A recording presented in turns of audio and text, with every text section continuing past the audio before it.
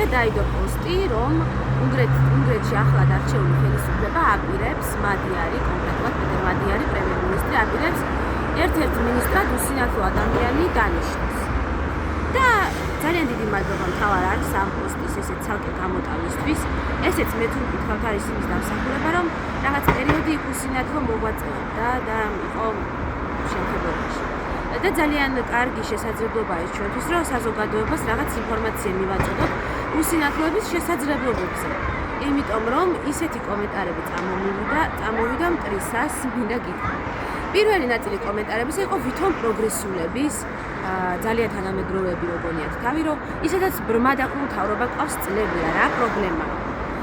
ამას როდესაც ამბობთ ადამიანებო, ამითი ისე გამოგყავთ, რომ სიბრმავე და სიყრუე არის ძალიან ცუდი, ანუ მავნებლობას უთანაბრებთ. და ესე იგი, მაშინ ამ ლოგიკით გამოდის, რომ ვერც უსინათლო და ვერც ყრუ ადამიანი პოლიტიკაში თანამდებობაზე გადაწყვეტილების მიმღებპირად ვერ იქნება, იმიტომ რომ ეს ცუდია. სალანძღავ სიტყვად რა კი იყენებთ.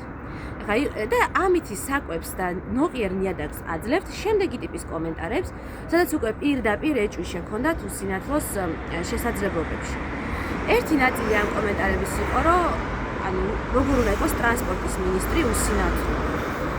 ხალხს გონია, რომ ტრანსპორტის მინისტრი არის მძღოლი. ან მე ვიღაცამ დამიწერო, ხო, ჯანდაცვის მინისტრიც იყოს უსინათლო ოკულისტიო. რატო გონიათ რა, რომ ჯანდაცვის მინისტრი ოპერაციებს აკეთებს თუ სისხლს უღებს პაციენტებს თუ კვლევებს უტარებს, რენტგენს უღებს თუ რას უშვება. მინისტრი რეალურად იღებს გადაწყვეტილებებს იმის საფუძველზე, რა ინფორმაციასაც მიიღებს, ხო, კითხულობს, ანგარიშებს, წარმართავს მოლაპარაკებებს, ხვდება ხალხს, უსმენს თავის თანამშრომლებს, ასევე არასამთავრობოებს, ჟურნალისტებს, ოპოზიციას, კრიტიკულ ხმებს. რისი შესაძლებლობაც რატო არ უნდა ქონდეს უსინათლოს, როდესაც თანამედროვე დროში არსებობს ხვოვანი პროგრამები კომპიუტერისთვისაც, ტელეფონისთვისაც, არსებობს ბრაილის დისპლეი, რომელსაც ბრაილითაც გამოაქვს ეკრანზე, ყველაფერაც კომპიუტერში წერია. ეგეთი კითხვაც იყო ესეთი ცინიკური, რომ ეხლა დოკუმენტებს ხელმოსაწერად ბრაილით მოუტანენ? რატომაც არა, თუ დაჭირდება ბრაილითაც მოუტანენ, ან აი ამ ბრაილის დისპლეის და გამოიყენებს და ბრაილითაც შეუძლია წაიკითხოს, ან ხვოვან პროგრამას წააკითხოს. 1000-ნაირი საშუალება არსებობს ნამდვილად იმისთვის, რომ უსინათლომ შეძლოს და იმუშაოს, გაწიოს ინტელექტუალური სამუშაო. და ძალიან გავდა ერთი კომენტარი, ქალებზე რასაც ამბობენ, თანასწორობა თუ გინდათ რა პოლიტიკაში იწევს, წადით ტრაქტორისტებად და მშენებლად იმუშავეთო. და ერთი ესეთი კომენტარი იყო, რომ მე უსინათლოს მინისტრობის მაშინ დავიჯებ მძღოლად როცა იმუშავებსა და რა შუაშია ერთმანეთთან ეს ორი რაღაც არ ვიცი. ხო, მძღოლად უსინათლო ნამდვილად ვერ იმუშავებს, მაგრამ მინისტრად თანამედროვე რეალობაში რატომაც ვერ. და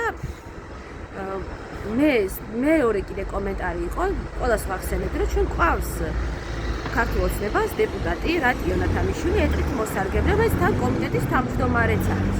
და ამაზე ერთმა დამიწერა, რომ კიო, ეტყით მოსარგებლეს არ აუშავს, აი უსინათლოსო, ეტყით მოსარგებლეზე ნაკლები შესაძლებლობა აქვსო და ესე ჩაუყევი, რა ვიცი, 200 კომენტარზე მეტი იყო და ყველას ვუხსნიდი, რომ უსინათლოც იგივენაირად წაიკითხოს ანგარიშებს, მოусმენს მხარეებს და მიიღებს ძალიან ადეკვატურ გადაწყვეტილებებს. ეხლა თუ უნივერსიტეტი დაამთავრა, მოიპოვა დოქტორის ხარისხი, იმუშავა სადღაც დააგროვა გამოცდილებები, რატომაც ვერ. კიდევ ერთი რაც დაფიქსირდა, მე როცა ვეუბნებოდი ამას ხალხს, ვეუბნებოდი ჩვენ იმის წინააღმდეგი კი არ ვართ, რომ უსინათლო დასაქმდეს. ანუ მე ვსაუბრობდი თანამდებობებზე, გადაწყვეტილების მიღების პროცესზე და ესენი მელაპარაკებოდნენ დასაქმებაზე. ანუ ჩვენ დასაქმებამდე დავყავართ, მხოლოდ რომ სადმე სამარლოდ ვიყოთ და გქონდეს ადგილი მიჩენა. ერთ სიტყვით ეს არის ძალიან სასიხარულო ამბავი ამ ადამიანის დანიშვნა. ძალიან დიდი სურვილი მაქვს მას პირადადაც ან თუნდაც ონლაინ რო შევხვდე და მისი გამოცდილებები მოვისმინო, იმიტომ რომ მე ვთვლი რომ უსინათლოებს არავისზე ნაკლები, არც კვალიფიკაცია, არც გამოცდილება, არც მოტივაცია და არც დამსახურება არ გვაქვს, რომ მათ შორის პოლიტიკურად აქტიურებიც ვიყოთ, სოციალურად აქტიურებიც ვიყოთ. ასე რომ წარმატებები უნგრეთს და მის ერთ-ერთ უსინათლო მინისტრს.